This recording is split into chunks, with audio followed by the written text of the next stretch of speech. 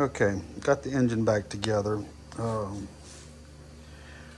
What happened was during routine maintenance, I was retorquing my head, backing the head bolts off, the head nuts off of the studs, and then retorquing them to 55 pounds.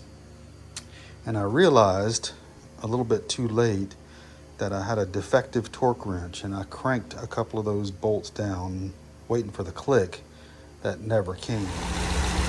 All right, so we're all tidied back up, got the engine all back together, carburetor's tuned up, air cleaner's back on, so that's a win.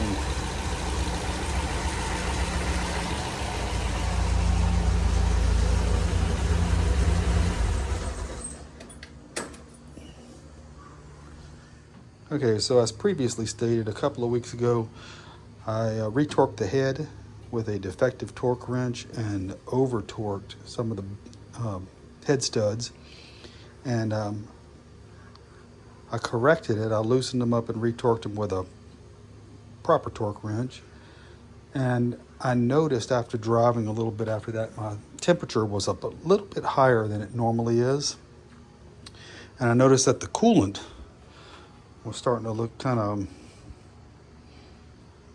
yellowish, orange, not healthy. And so I suspected the over torquing and loosening and retorquing the cylinder head may have compromised the head gasket. So that's why I changed the head gasket.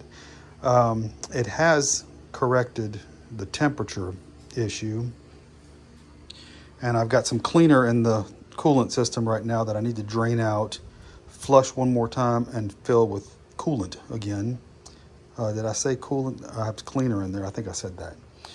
So we're good there. I think we're good there. I just got back from about an hour drive, and it seems to be running pretty good.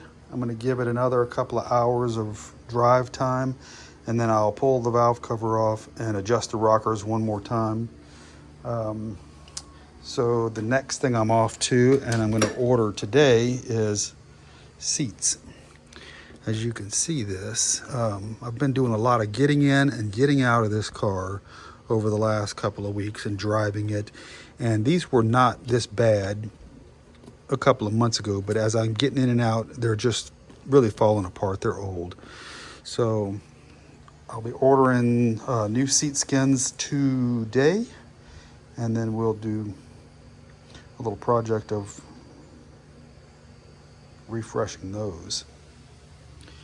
The other thing is I got this shift knob, a wood shift knob, which does not match anything else in the car.